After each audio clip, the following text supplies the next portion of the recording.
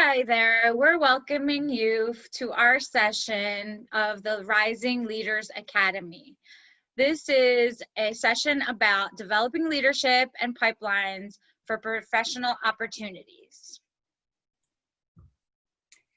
Hi, I'm Dr. Denise Parks. I am the founder of the Leadership Learning Collaborative, which is focusing on leadership training, curriculum, instruction and assessment consulting, and school year planning and logistics. And most recently, I was the head of school at Odyssey Charter School.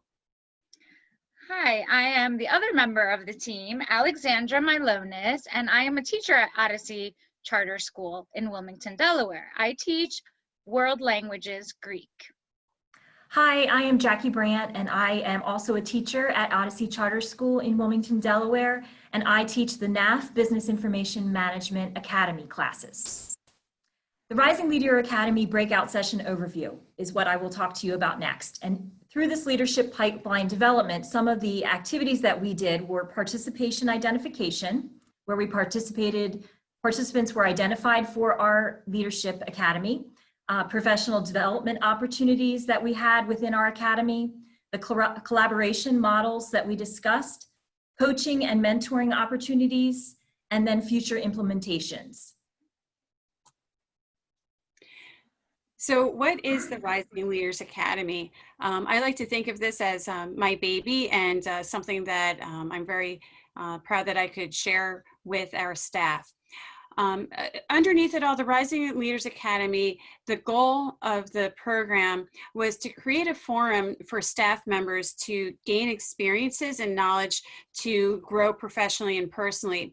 At Odyssey Charter School, we were very fortunate that there was quite a few staff members, and not just faculty, across the operations departments, business office, et cetera, who were interested in growing and learning to be better leaders.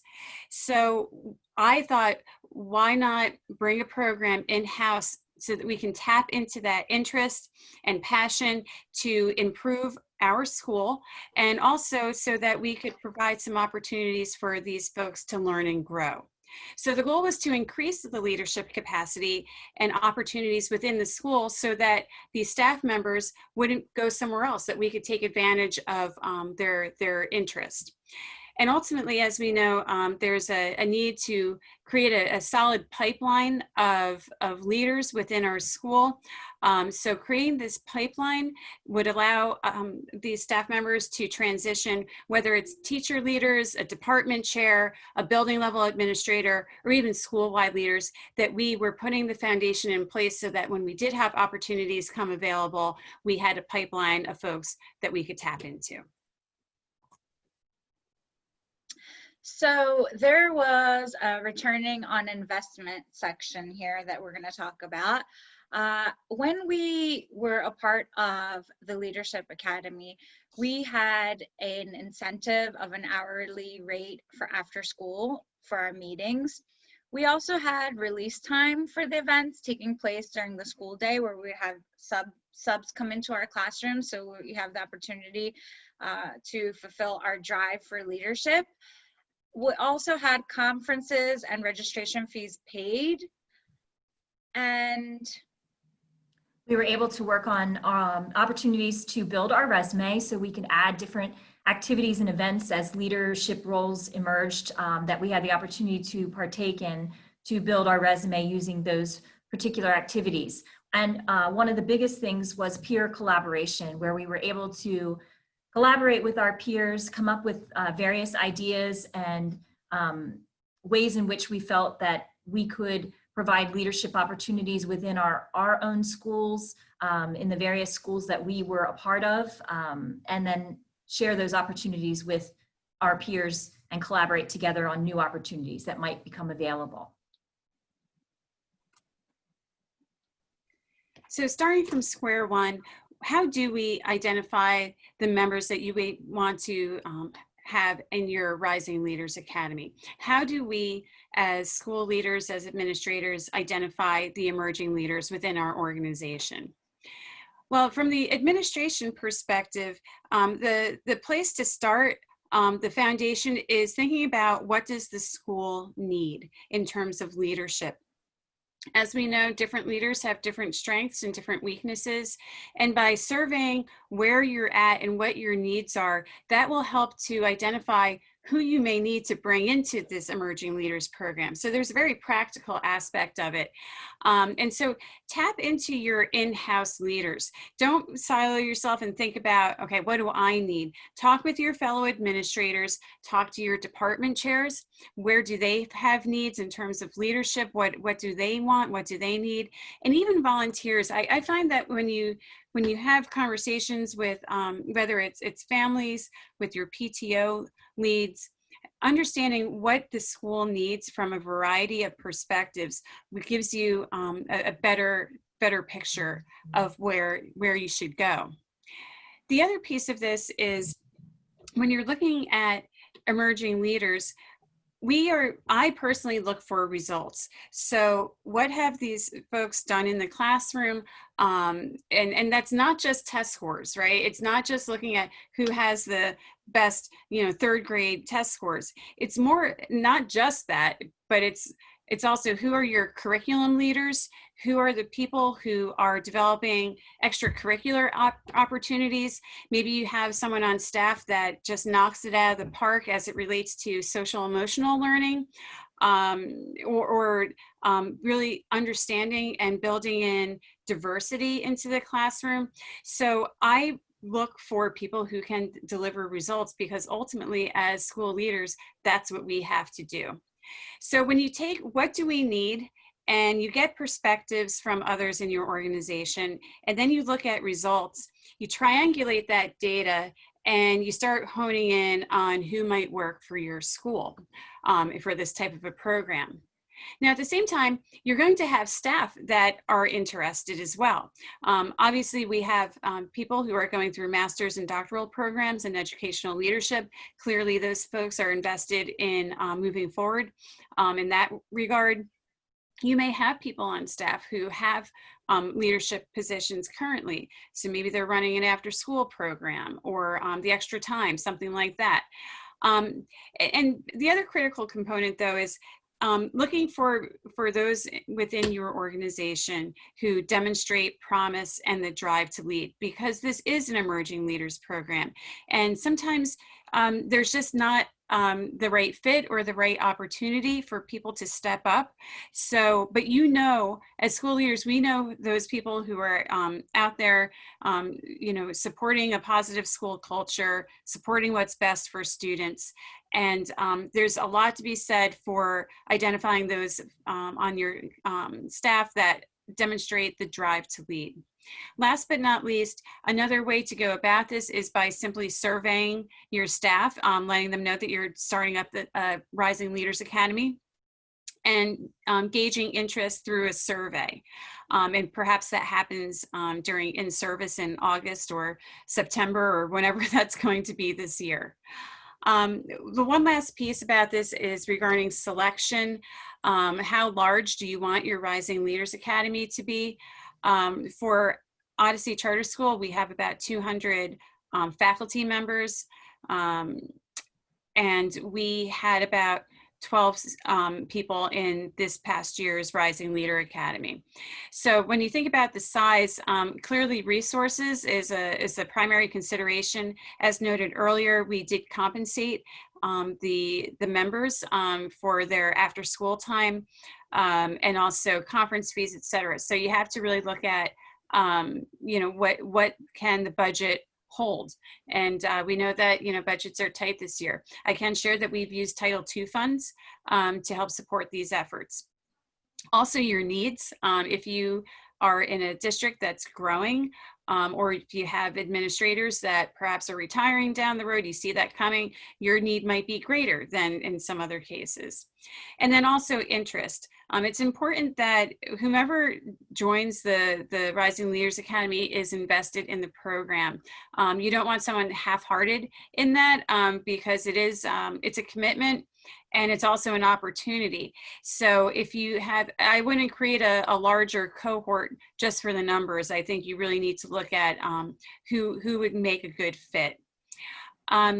you can have a cohort model where you have the same group moving year by year together through different events, or perhaps a rolling admission, so that you have one cohort to start this year and then you simply add a few people the following year. And the only other thing I will mention is, if you determine that that people have expressed interest, but they are not selected for your Rising Leaders Academy, that you take time to meet with those individuals face to face, explain, how things kind of came together. But the relationship building is so important, because you don't want to lose that that passion, that interest, that support in the school.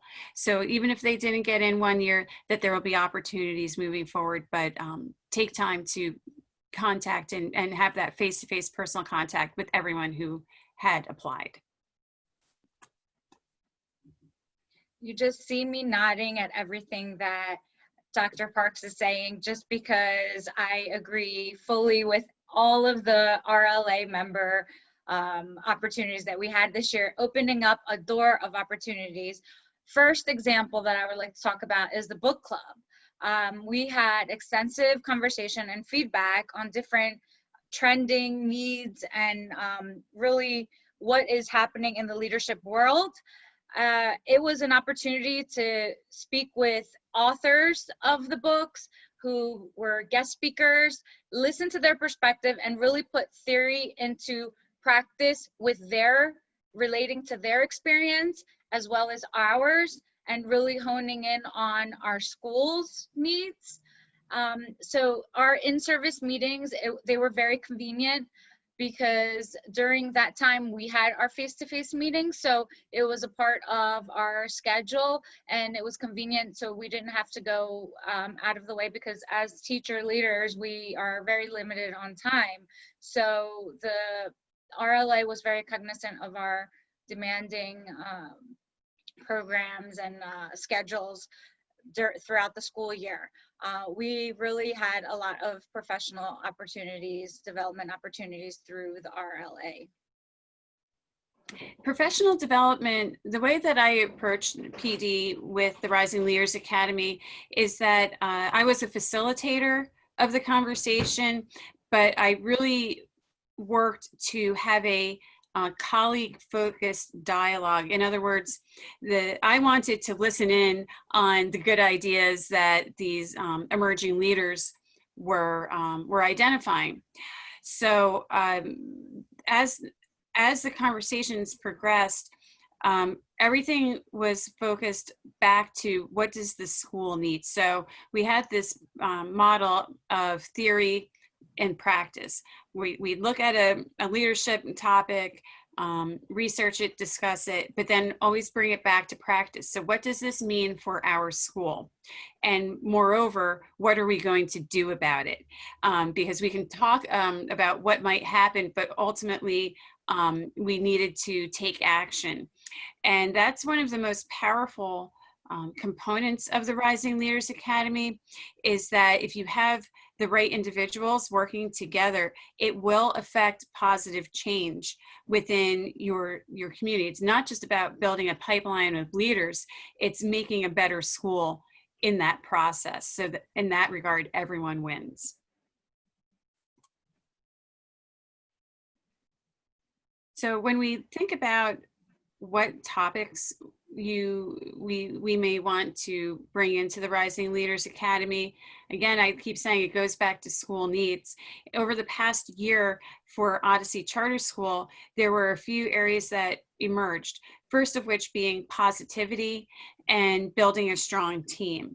So as the school has gone through a lot of growth and a lot of change over the past several years, maintaining positivity within our amazing organization and building strong teams within an organization, going from 400 students to over 1,900 students in 7 years. It had a big effect on the school, as you can imagine, and keeping the team, while it's growing, keeping it strong was critically important.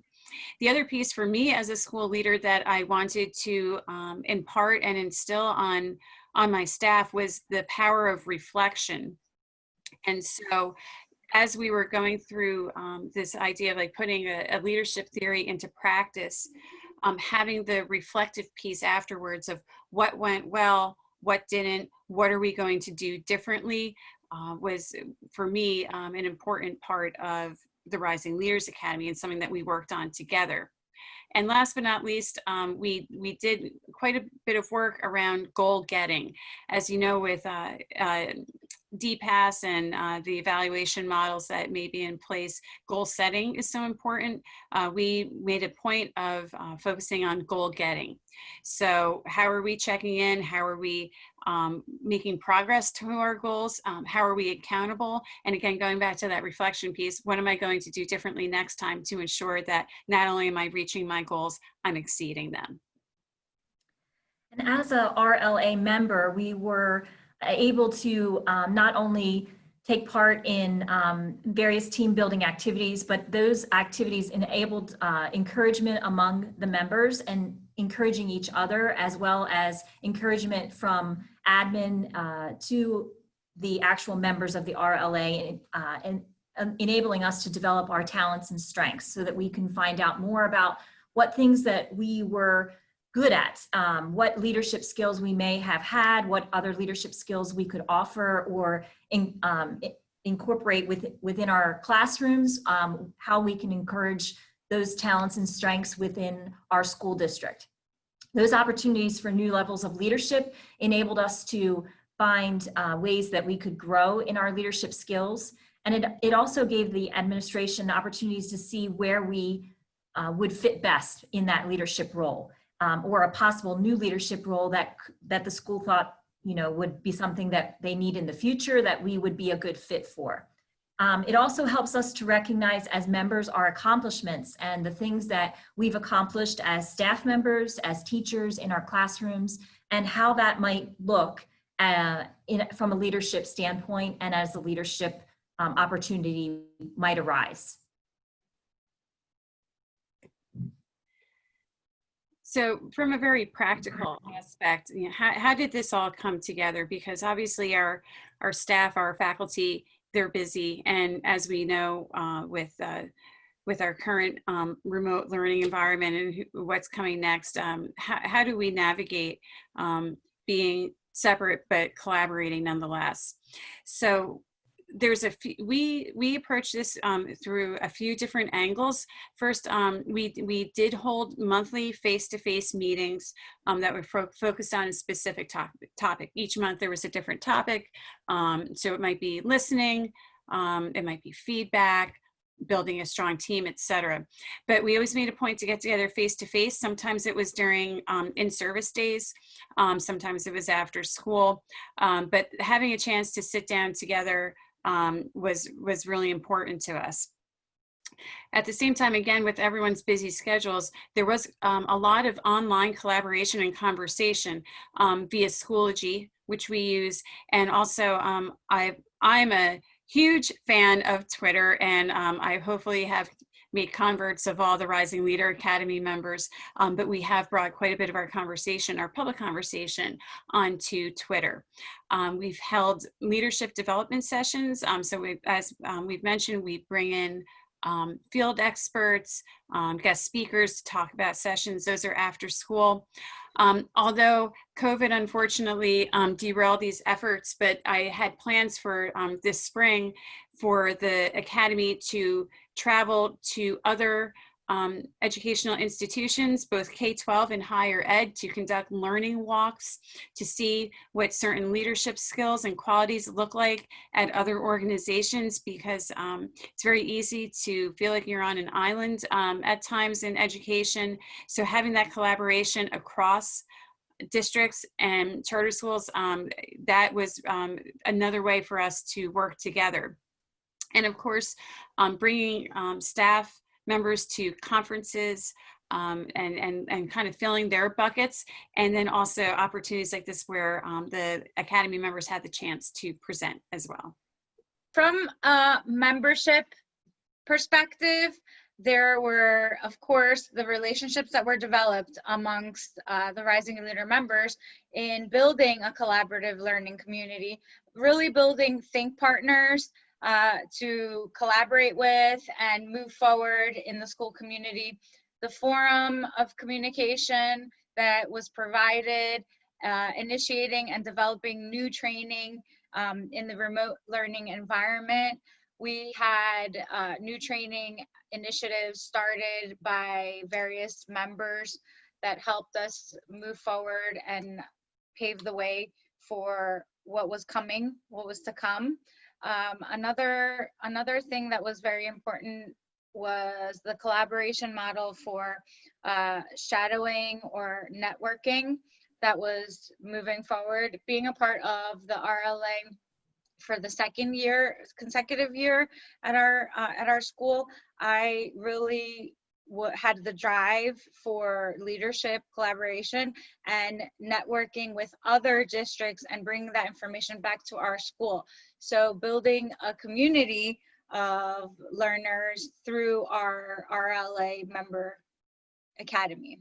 It was very, very insightful. To create a successful Rising Leaders Academy, coaching and mentoring, in addition to all these other professional development and collaboration efforts, coaching and mentoring is really what makes it sing, what makes it work. It starts at the top. If you are working in a school or at a district where there's going to be multiple administrators involved in the Rising Leaders Academy, there has to be a commitment amongst and across the leadership team that this is important and we want this to happen. In addition, I personally have an open door policy in my office, and having the Rising Leaders Academy members, it was really something how, because of the academy, I think people were more willing to stop in and have conversation. And the beauty of it is that they came to me maybe asking for advice or feedback, but I always got something out of it as well. So developing those strong relationships, it helps in it, and you create these coaching opportunities and these mentoring opportunities that maybe never would have existed if the Rising Leaders Academy wasn't there. We also had paired the rising leaders with experienced leaders, both within the school. So if there was a Rising Leader Academy member who had a special ed background, that we would pair that person with maybe one of our EDs or our manager of student services. But then there was also some times where I knew of an administrator or a school leader or district leader outside of Odyssey who maybe shared similar interests, professional interests, personal interests, and being able to connect a rising leader with an experienced leader was very rewarding, and it speaks to the networking opportunities that Alexandra mentioned earlier. And last but not least, you can also create coaching and mentoring opportunities within the Rising Leaders Academy, so that maybe, so if you have a teacher who has an idea of a project that they want to take on because of the Rising Leaders Academy, that you pair them with an accountability partner within the academy so that they can check in. Again, it's not about goal setting, it's about goal getting. So if we're going to do something, how are you going to check in? How are you going to stay motivated and support each other? And that, again, creates that really wonderful dynamic within the academy, that it's not necessarily competition. We're all working together towards the same goal. So as an academy member, the coaching and mentoring section provided actionable feedback for members of the Rising Leaders Academy, and it helped with our self-reflection piece, and also provided high quality and ongoing training, which allowed us to, develop those skills that that are needed for our leadership opportunities that might be available. In doing so, we were able to develop our leadership skill set.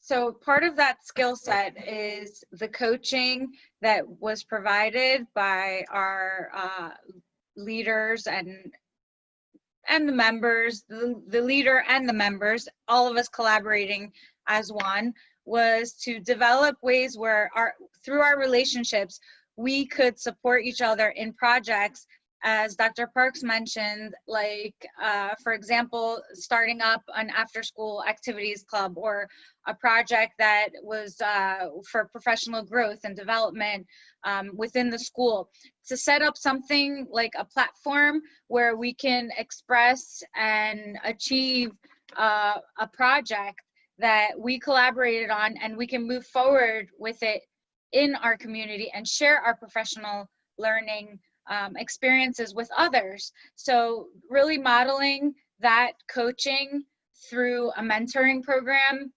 that's provided in the RLA, within ourselves in the RLA, and then spreading that information to our fellow colleagues. That was very enriching in becoming a leader, because leadership is about leading others, but helping them along the way become great leaders within themselves. If the Rising Leaders Academy model is of interest to you, or perhaps you've gotten it started, but you're not sure where to go, that is the question. Where do we go from here? Of course, we're under very unusual circumstances as we head into the latter part of the summer and early fall. And as those plans and decisions become clear, Rising Leaders Academy can take place online, it can take place face-to-face, and a lot of different shades in between. So there's no reason why, as school leaders, we cannot say we're going to move forward with this, especially because of the if you have interest and you have need, you can't wait until it's too late to get this going. So think about, what are the current needs of our school? Am I looking to develop a pipeline for 2, 3, 4 years down the road? Do I need a student advisor in the next 6 months possibly? So what are the needs? And I can't emphasize enough the need to develop a diverse and well-rounded pipeline. So when you're thinking about who may you bring into this cohort of rising leaders, diversity and having a balanced and well-rounded pipeline benefits everyone. It benefits the staff, it benefits the students, and it benefits the school. As a Rising Leader Academy member, where do we go from here is really important, because it promotes professional growth opportunities. It gives us the opportunity to grow as not only as a staff member within our school, but also gives us outside opportunities to advance and grow in our leadership skills. It's providing opportunities to learn from successful leaders in the field. So having that opportunity that we might not have on a normal basis, just as a regular staff member, will enable us to look at different perspectives and have that learning opportunity from successful leaders that have already been in those professions and are able to share their experiences with us. Well, I would like to thank everyone for joining us. It's been great to share the model that we created, the Rising Leaders Academy model, and I hope that from the administrator perspective, I was able to show what this can look like and the benefits that it brings to a school and an organization. So if you have any questions, you're more than welcome to reach out to us from the administrative perspective, from the membership perspective. We have our information, and there's also an evaluation form link on the QR code on our slide here. Thank you for being a part of the session, and hope to speak with some of you soon. Thank you.